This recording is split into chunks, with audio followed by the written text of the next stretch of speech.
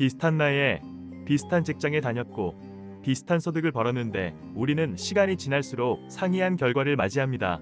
누군가는 점점 여유로워지고 누군가는 계속 빠듯한 수준에 머물러 있습니다. 사람들이 돈에 관한 이야기를 할 때 가장 많이 하는 착각이 있습니다. 돈은 열심히 벌고 그 일부를 저축하면 언젠가는 모인다라는 생각입니다. 그래서 대부분은 본인의 시간을 팔아 얻은 가치, 다른 말로 월급이라는 현실에 안주하고 저축하는 것에 집중합니다. 시간이 흐를수록 자산의 차이는 대부분 돈을 다루는 구조의 차이에서 만들어집니다. 그리고 그 구조를 설명하는 가장 중요한 개념이 바로 복리입니다. 복리라는 말은 수학 시간에 한 번쯤은 들어봤을 겁니다. 하지만 대부분은 공식으로만 외웠을 뿐 이 개념이 실제 삶에서 어떻게 작동하는지는 배우지 못했습니다. 그래서 복리를 이자에 이자가 붙는 것 정도로만 이해합니다. 이 설명은 틀리지는 않았지만 너무 단순합니다. 복리는 단순한 계산식이 아니라 시간이 자산에 작용하는 더욱 복잡한 방식입니다. 먼저 달리부터 살펴보겠습니다. 달리는 원금에만 이자가 붙는 구조입니다. 시간이 아무리 지나도 증가 속도는 거의 일정하여 선형적인 그래프로 나타납니다. 단기적으로는 나쁘지 않은 선택일 수 있지만 시간이 길어질수록 한계가 분명해집니다. 1년, 2년이 아니라 10년, 20년이 지나도 자산이 생각보다 크게 늘어나지 않습니다. 반면 복리는 전혀 다른 구조입니다. 이자가 재투자되어 원금에 포함되고 그 새로운 원금이 다시 새로운 이자를 반복해서 만들어내는 구조입니다. 시간이 지날수록 증가 속도의 가속이 붙어 기하급수적으로 상승하는 그래프로 나타납니다.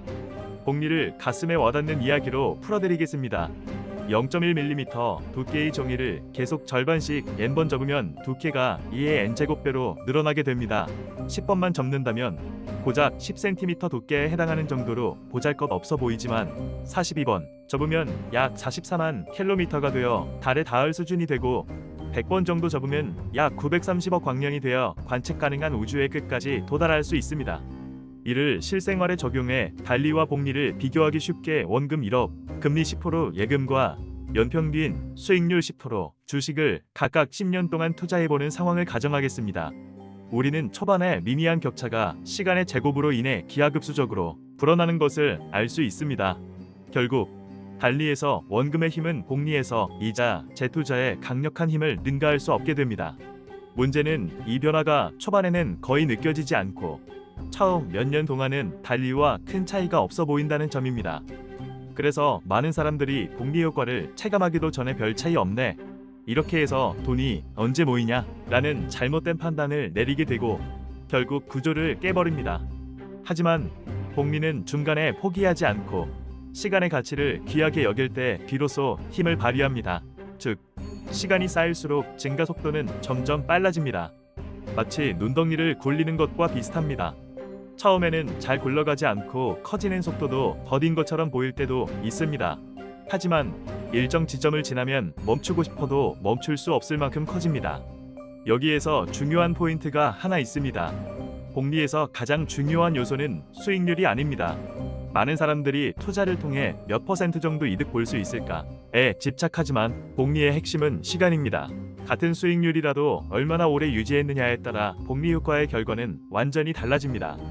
세간에 떠도는 말에는 아인슈타인이 복리를 두고 인류 최고의 발명이라 언급했다고 합니다. 믿든지 말든지 선형적으로 생각하는 우리 인간의 직관을 뛰어넘는 기하급수적인 성장의 힘이라는 점에서 복리의 원리는 그 자체로 놀랍도록 강력하고 경이로운 현상이라는 것입니다. 복리는 오로지 돈을 많이 벌 수 있는 수단이 아니라 가치를 만드는 시간을 내 편으로 만드는 구조입니다.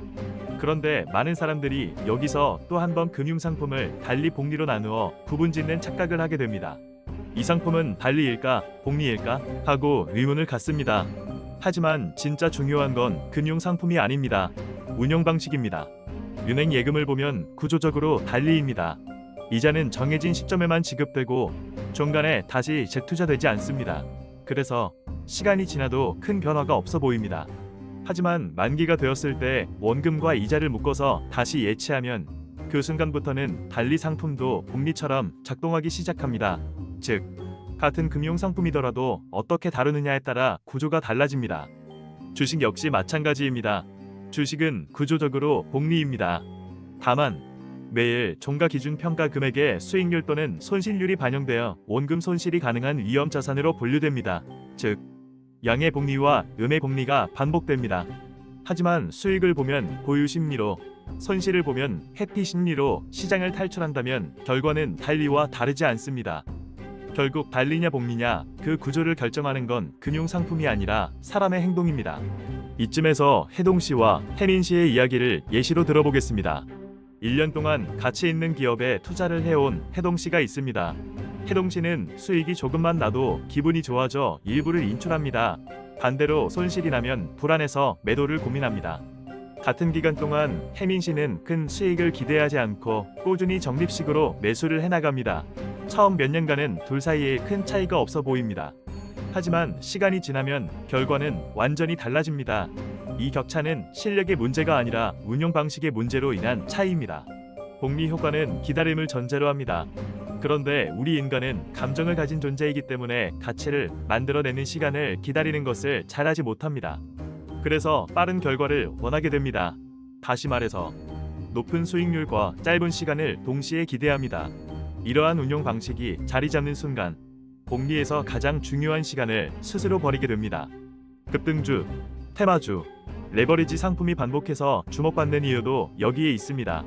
남들보다 빨리 부자가 되고 싶고 시장을 이기는 수익률을 성과로 내고 싶기 때문입니다. 하지만 이런 선택은 대부분 복리를 깨뜨립니다.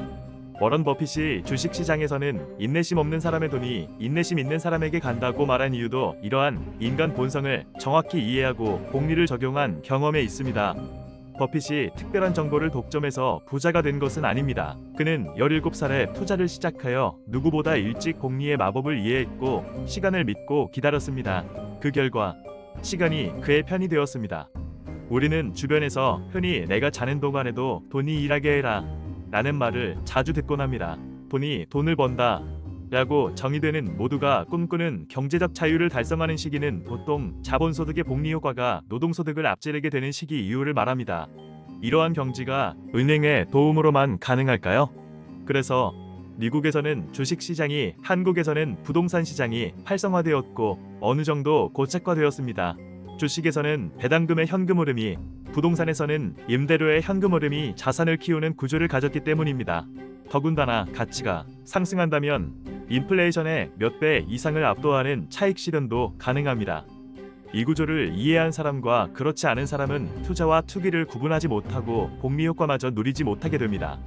돈을 벌고 불리고 지키는 능력은 금융 지식이 얼마나 준비되어 있는지에 따라 달라지며 그 준비 정도도 복리 효과로 누적되어 금융 지식을 쌓은 사람과 쌓지 않은 사람을 부의 피라미드에서 다른 위치에 서 있게 할 것입니다.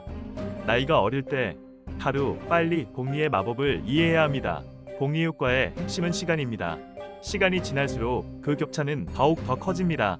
다시 강조하면 투자를 시작하는 시점이 빠를수록 복리의 마법은 강력해집니다. 복리에서 시간 다음으로 중요한 것은 원금입니다. 같은 1%라도 100만원과 1000만원은 전혀 다른 결과를 만듭니다. 그래서 원금은 계속 키워야 합니다. 여기서 말하는 원금은 단순히 돈만을 의미하지 않습니다. 지식, 경험, 경력 역시 모두 원금이고 원금이 커질수록 복리의 효과는 더 강해집니다. 복리 수식에는 세 가지 요소가 있습니다. 원금과 수익률 그리고 시간입니다. 이 중에서 우리가 통제할 수 있는 것은 무엇일까요? 먼저 수익률은 시장이 결정합니다. 우리가 통제할 수 없습니다. 수익률을 통제하려는 행동은 결국 시장의 타이밍을 맞추려는 시도로 이어지고 이는 투자라기보다는 도박에 가깝습니다. 단기적인 수익률은 우리가 통제할 수 없습니다. 그래서 수익률을 맞추려고 하는 순간 투자는 도박이 됩니다. 단기 이익에 매몰되어 복리를 무시하고 감정에 휘둘려서 잘못된 의사결정을 내리는 순간 더 높은 수익률을 찾아 움직이기 시작합니다. 하지만 복리는 애초에 단발성 적중이 아닌 꾸준한 인내입니다. 수천억 달러 규모의 자산을 성공적으로 운용한 미국의 전설적 투자자 케네스 피셔가 말했듯이 시장을 맞추려는 것보다 시장에 오래 남아있는 게 더 중요합니다. 그리고 복리는 이 말을 구조적으로 증명합니다. 반면 시간과 원금은 우리가 선택할 수 있습니다. 그래서 복리는 통제가 가능한 요소에 집중하는 전략입니다. 같은 수익률이라도 원금이 크면 결과는 전혀 달라집니다. 그래서 복리는 투자를 시작하는 시점이 얼마나 빠른지, 투자로 굴러가고 있는 원금이 얼마나 많은지에 따라 상이한 자산 규모를 맞이하게 됩니다. 원금 손실이 없다는 이유로 자산의 대부분을 예적금에 두고 일부만 투자하는 방식은 겉보기에는 안전해 보이지만 복리 구조에서는 비효율적입니다. 복리에서 중요한 건 원금을 계속 키우는 것입니다. 복리를 이해했다면 그럼 나는 무엇을 어떻게 해야 하느냐 라는 질문과 마주하게 됩니다. 공부를 통해 좋은 자산을 골랐다면 단기적인 가격 변동은 그 자산을 포기하거나 시장에서 도망칠 이유가 되지 않습니다. 자본주의에서 좋은 자산이란 첫 번째, 시간이 지나도 가치가 보존되고, 두 번째, 꾸준한 현금 흐름을 만들고, 세 번째, 그 현금이 재투자되어 다시 자산을 키우는 구조를 가진 것입니다. 결론적으로 시장 상황을 보는 것이 아니라 사업 구조를 이해해야 합니다. 이 구조를 이해했다면 가격 변동은 위협이 아니라 과정이 됩니다. 만약 본인이 선택한 자산이 시간에 따라 가치가 증가하는 자산이라면 잠시 음의 복리가 적용된다고 익절하거나 손절하는 것이 아닌, 시장에서 상승과 하락을 반복하든 말든 꾸준히 원금을 늘리면서 많은 시간을 가져가야 합니다. 많은 사람들은 저축과 투자를 잘못 비교합니다. 적금은 안전하고 주식은 위험하다는 비교입니다. 하지만 이 비교는 중요한 핵심을 놓치고 있습니다. 적금과 주식의 가장 큰 차이는 위험이 아니라 감정 개입의 빈도입니다. 적금은 매달 돈을 넣고 거의 들여다보지 않습니다. 반면 주식은 매일 가격을 확인합니다. 그리고 그때마다 감정이 흔들립니다. 결국 이 감정이 구조를 무너뜨립니다. 자산 가치 변동에 대해 간단한 예시를 하나 더 들어보겠습니다. 해동 씨는 가격이 떨어질 때마다 이 선택이 틀린 건 아닐까라는 생각이 먼저 듭니다. 반대로 혜민 씨는 같은 상황에서 사업 구조가 변했는지를 먼저 확인합니다. 사업 구조가 유지되고 있다면 선택을 바꾸지 않습니다. 누구는 증권사의 소수료를 단기적으로 반복해서 헌납하고 탈출했던 종목에 다시 투입하기도 합니다. 그 결과 시간이 흐를수록 주식시장에서 가격 변동을 대하는 태도 차이가 자산의 격차로 이어지게 됩니다. 역사를 보면 이 구조는 반복해서 증명됩니다. 미국 주식시장은 닷컴 버블, 금융위기, 코로나 팬데믹, 지정학적 리스크까지 수많은 위기를 겪었고 중간 과정만 보면 포기할 이유는 얼마든지 있었습니다. 하지만 방향이 올바른 구조였기 때문에 결국 우상향했습니다. 이 흐름은 운이 아니라 성장하는 산업에 기업들이 편입되고 경쟁력을 잃은 기업들이 자연스럽게 걸러지도록 설계된 구조가 만들어낸 결과입니다. 복리는 돈에만 적용되지 않습니다. 경력 역시 복리로 쌓입니다. 지금 당장 눈에 띄는 성과가 없더라도 시간이 지날수록 가치가 누적되는 선택이 있습니다. 자산을 어디에 두었는지, 시간을 어디에 썼는지, 투자와 인생에 있어서 어떤 구조를 선택했는지 누적되어 결과로 나타납니다. 사람의 인생에 있어서도 마찬가지입니다. 어떤 분야에서 최고 수준의 전문가가 되려면 약 1만 시간의 집중적이고 의식적인 연습이 필요하다는 1만 시간의 법칙이라는 말이 있듯이 어떤 분야에서든 대부분의 사람들은 초반에는 성장하지 않는 것처럼 보입니다. 오히려 뒤처지는 것 같아 보일 때도 있습니다. 하지만 고난과 역경을 극복하고 구조를 유지한다면 어느 순간부터 속도가 붙습니다. 이 구간에 들어서면 이전의 시간이 단순한 준비 과정이었다는 걸 깨닫게 됩니다.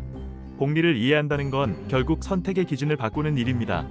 지금 단기적으로 얼마나 벌 수 있는지가 아니라 이 선택이 시간이 지날수록 나를 더 강하게 만드는 구조인가를 묻는 것입니다. 이 질문에 계속해서 같은 답을 할 수 있다면 복리는 자연스럽게 작동합니다. 복리는 특별한 사람만 누리는 마법이 아닙니다. 오히려 평범한 사람이 격차를 만들 수 있는 가장 현실적인 방법입니다. 단 조건이 하나 있습니다. 빨리 시작하되 빠른 결과를 기대하지 않을 것, 그리고 중간에 포기하고 도망가지 않을 것.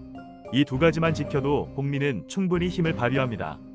시간은 누구에게나 공평하지만 그 시간을 자산으로 만드는 사람은 소수입니다. 지금의 선택이 시간이 지날수록 당신의 편이 되어줄까요? 복리 효과를 누리기 위해 자산에 대한 투자를 빨리 시작하지 않고 무엇을 하고 있나요? 당신은 지금 시간을 어떻게 쓰고 있으신가요? 당신의 자산은 스스로 일하고 있나요? 시스템을 구축해 놓는다면 오로지 시간만이 자본주의에서 가장 중요한 부가가치를 창출해낼 수 있습니다.